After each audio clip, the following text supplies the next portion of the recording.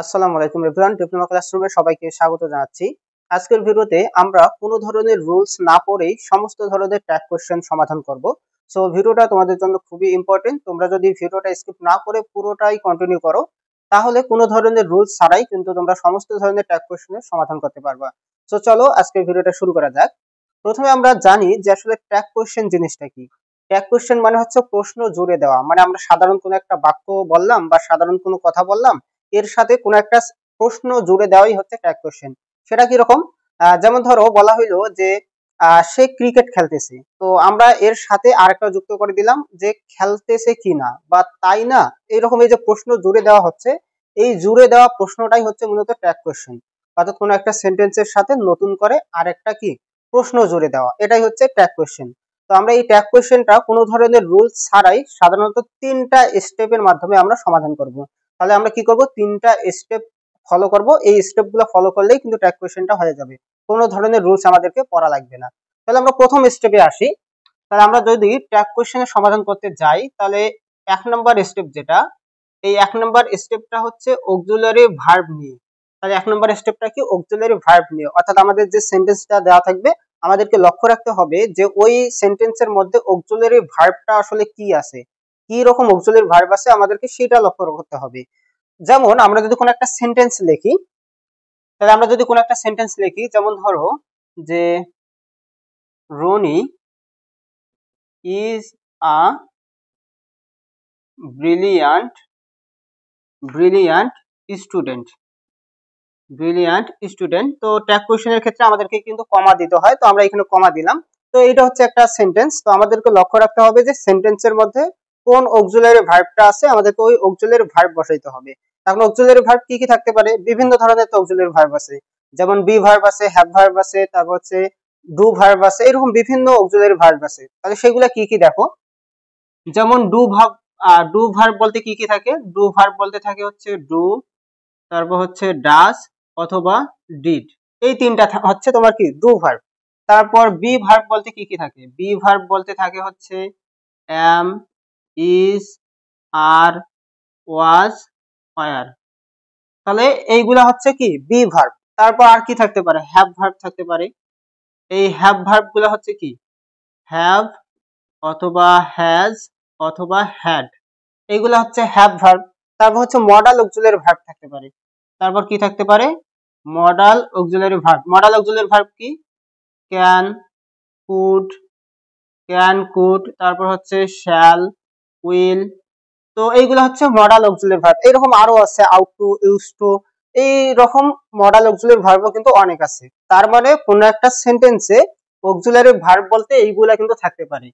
এই ভার্বগুলো যদি কোনো সেন্টেন্সের মধ্যে থাকে, তাহলে স্টেপ 1 অনুযায়ী আমরা সরাসরি সাহায্যকারী ভার্বটা নেব। তাহলে কি নেব, সাহায্যকারী ভার্ব যেটা থাকবে সেটা নেব। তাহলে দেখো যে এই সেন্টেন্সের মধ্যে দেখো ইজ হচ্ছে একটা সাহায্যকারী ভার্ব, তাহলে আমরা কি নেব, সরাসরি ইজটা বসাবো প্রথম স্টেপ অনুযায়ী। তাহলে আমরা সরাসরি এখানে কি বসাবো, ইজ বসাবো। তাহলে আমাদের প্রথম স্টেপটা হইলো যে ইজ বসাইলাম, কিন্তু এমনও তো হইতে পারে যে ওই সেন্টেন্সের মধ্যে সাহায্যকারী ভার্ব নাও থাকতে পারে। তো যদি সাহায্যকারী ভার্ব দেওয়া না থাকে, তো সেই ক্ষেত্রে আমরা ডু ভার্ব ব্যবহার করব। কি ভার্ব ব্যবহার করব, ডু ভার্ব ব্যবহার করব। এখন ডু ভার্ব বলতে কি কি থাকে, ডু ভার্ব বলতে থাকে হচ্ছে ডু অথবা ডাজ অথবা কি থাকে, ডিড থাকে। অর্থাৎ এই 3টা যে কোনো একটা বসাইতে হবে। এখন কথা হচ্ছে আমরা কোনটা বসাবো।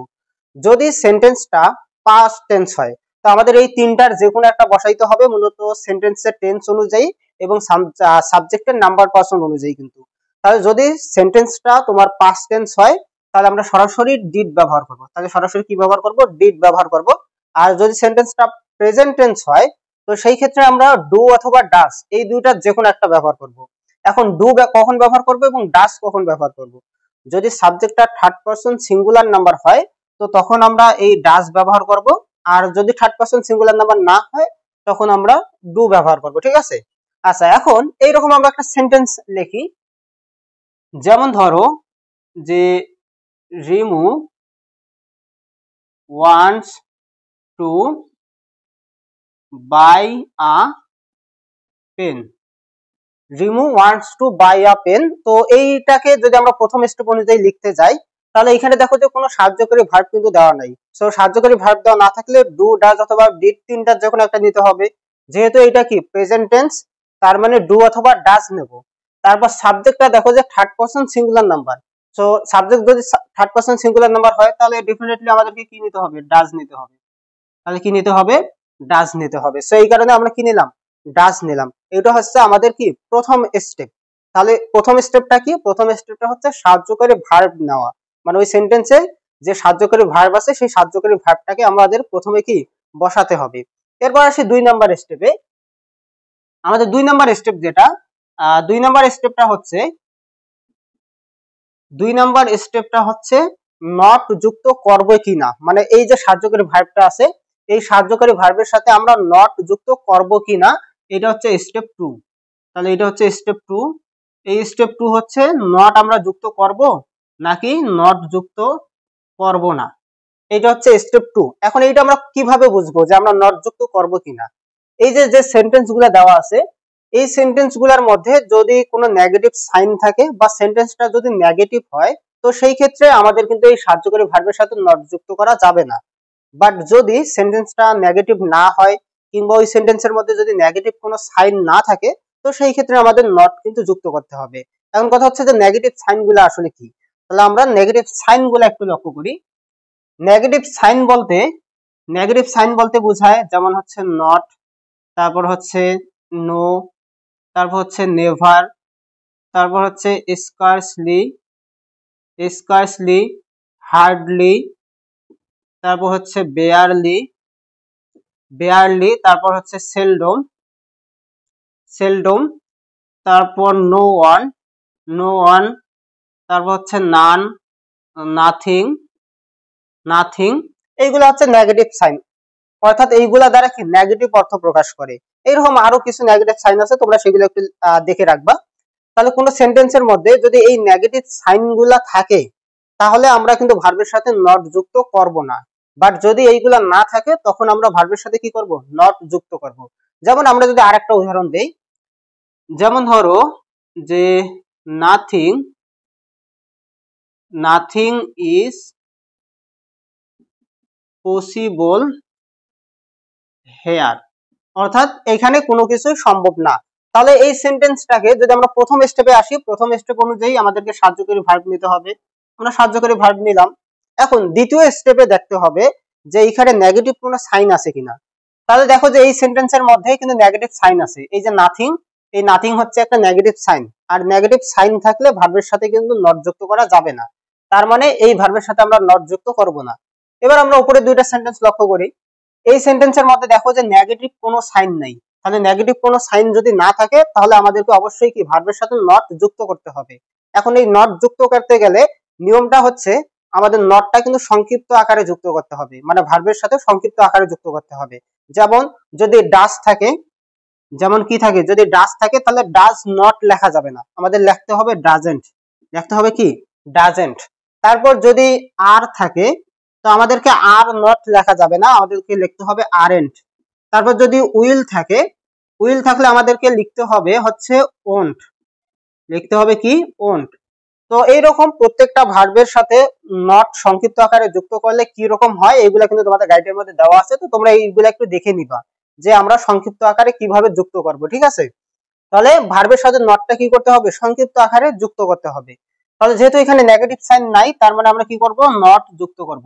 তাহলে এটা কি হয়ে যাবে, ইজেন্ট হয়ে যাবে। তারপর দেখো যে দ্বিতীয় নাম্বার সেন্টেন্সেও কিন্তু নেগেটিভ কোনো সাইন নাই, তার মানে নটটা সংক্ষিপ্ত আকারে যুক্ত করতে হবে। তাহলে এটা কি হবে, ডাজেন্ট হবে। আর 3 নম্বরে যেহেতু নেগেটিভ সাইন আছে তার মানে এখানে আর নট যুক্ত করা যাবে না। এই হচ্ছে আমাদের স্টেপ 2, অর্থাৎ আমরা নেগেটিভ সাইন যুক্ত করব কিনা। তাহলে দুইটা স্টেপ কি কি গেল দেখো। স্টেপ 1 অনুযায়ী সাহায্যকারী ভার্ব আছে কিনা, যদি থাকে সাহায্যকারী ভার্বটা নেব, আর সাহায্যকারী ভার্ব যদি না থাকে তাহলে ডু ডাজ অথবা ডিড এই তিনটা যে কোনো একটা নেব। এটা হচ্ছে স্টেপ 1। আর স্টেপ 2 হচ্ছে দেখতে হবে যে নেগেটিভ কোনো সাইন আছে কিনা বা সেন্টেন্সটা নেগেটিভ কিনা। যদি নেগেটিভ সাইন না থাকে এবং সেন্টেন্সটাও যদি নেগেটিভ না হয় তাহলে ভার্বের সাথে আমাদেরকে নট যুক্ত করতে হবে। আর যদি সেন্টেন্সটা নেগেটিভ হয় বা নেগেটিভ সাইন যদি থাকে তাহলে ভার্বের সাথে নট যুক্ত করা যাবে না। এই হচ্ছে আমাদের প্রথম দুইটা স্টেপ। এবার আসি আমরা 3 নাম্বার স্টেপ। 3 নাম্বার স্টেপটা আসলে কি, তাহলে এরপর আমরা 3 নাম্বার স্টেপে চলে আসি।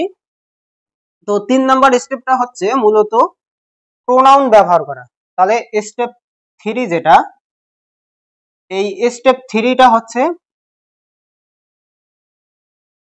প্রোনাউন ব্যবহার করা।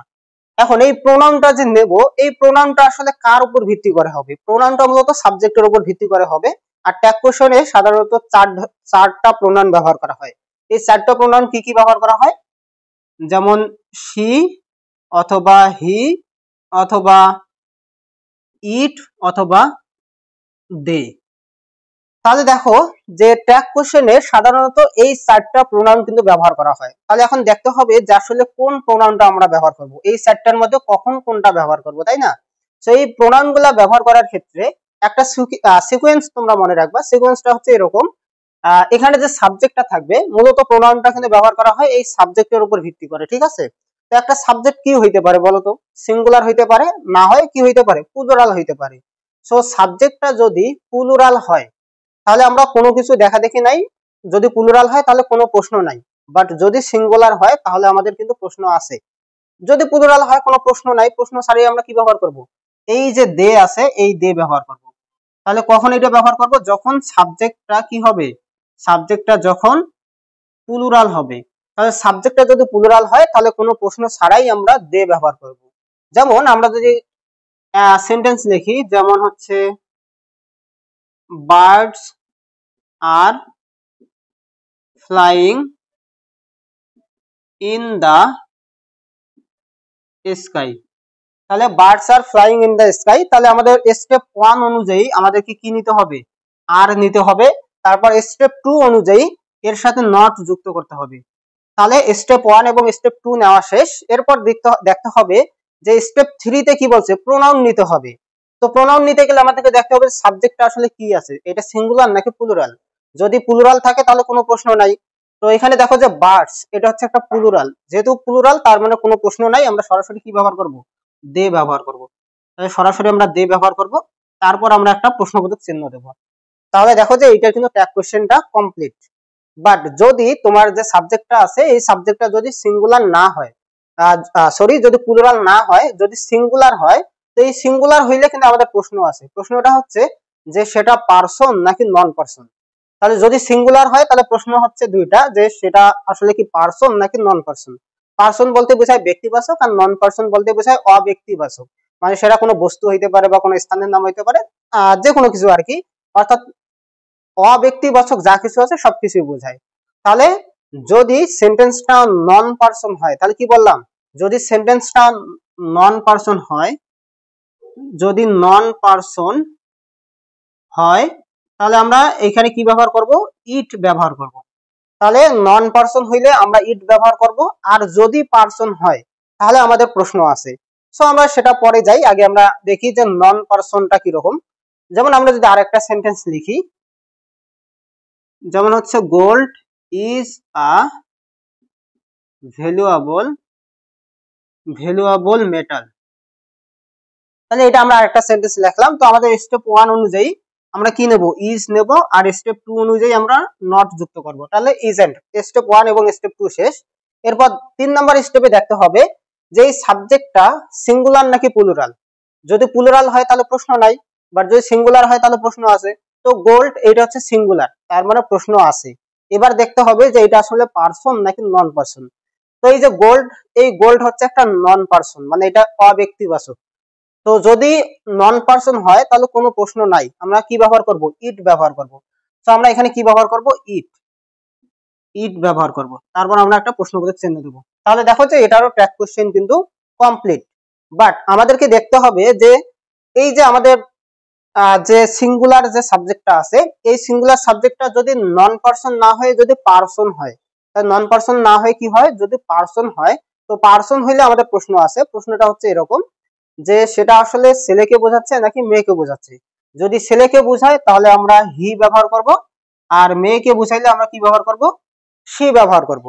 তাহলে দেখো যে আমরা যদি প্রথম সেন্টেন্সটা লক্ষ্য করি, তাহলে এখানে যে সাবজেক্টটা দেওয়া আছে রনি, এই সাবজেক্টে আমাদের প্রথম প্রশ্ন হচ্ছে যে এটা সিঙ্গুলার নাকি প্লুরাল। প্লুরাল হইলে প্রশ্ন নাই, বাট সিঙ্গুলার হইলে প্রশ্ন আছে।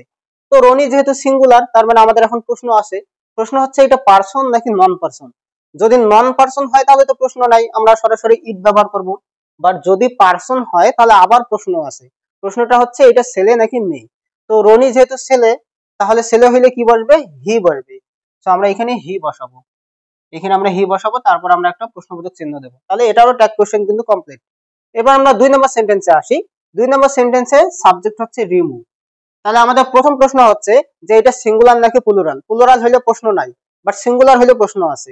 সো রিমুভ যেহেতু সিঙ্গুলার, তার মানে এখানে প্রশ্ন আছে। প্রশ্নটা হচ্ছে এটা পারসন নাকি নন পারসন। নন পারসন হলে প্রশ্ন নাই, বাট যদি পারসন হয় তাহলে তো প্রশ্ন আছে। তো রিমুভ যেহেতু একটা পারসন, তো এখন প্রশ্ন হচ্ছে সেটা ছেলে নাকি মেয়ে। যদি ছেলে হয় হি, আর মেয়ে হইলে সি। তো যেহেতু এটা মেয়ে, তার মানে আমাদের কি নিতে হবে? সি নিতে হবে। তো আমরা এখানে কি নিলাম? সি নিলাম, তারপর একটা প্রশ্নবোধক চিহ্ন দেবো। তাহলে এটারও কিন্তু ট্যাগ কোশ্চেন কমপ্লিট। এরপর দেখো যে পরেরটায় যদি আসি, পরেরটা কি আছে? নাথিং। পরেরটা এখানে আছে nothing is possible here. So এখানে দেখো যে সাবজেক্টটা আছে, এই সাবজেক্টের ক্ষেত্রে আমাদের ওই যে আবার শুরু থেকে প্রশ্ন করব যে এটা আসলে সিঙ্গুলার নাকি প্লুরাল। যেহেতু এটা সিঙ্গুলার, নাথিং ইজ পসিবল, এই নাথিংটা হচ্ছে একটা সিঙ্গুলার।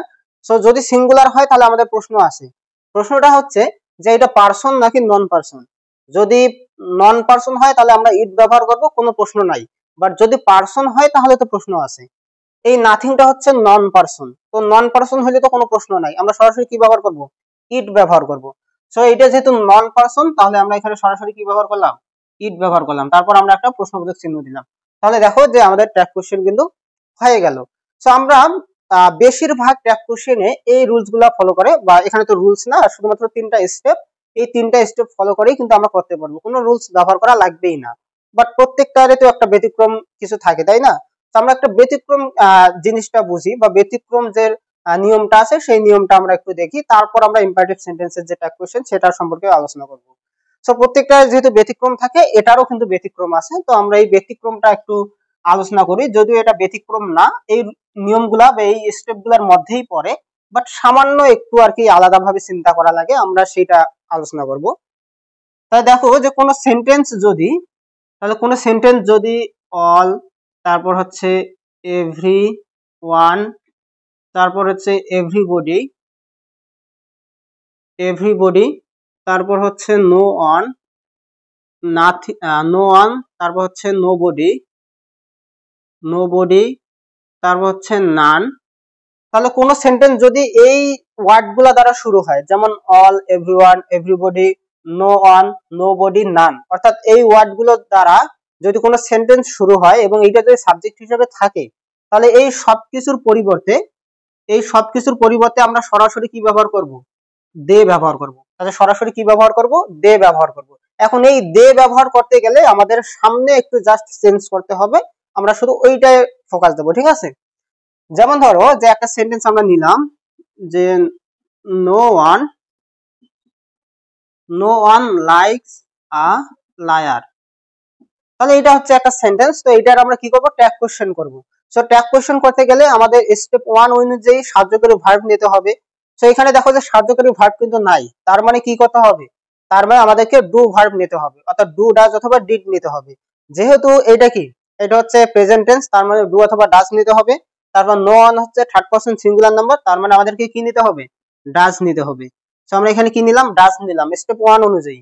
তারপর স্টেপ 2 হচ্ছে যে আমরা নট যুক্ত করব কিনা। যেহেতু এখানে নেগেটিভ সাইন আছে, তার মানে নট যুক্ত করা যাবে না।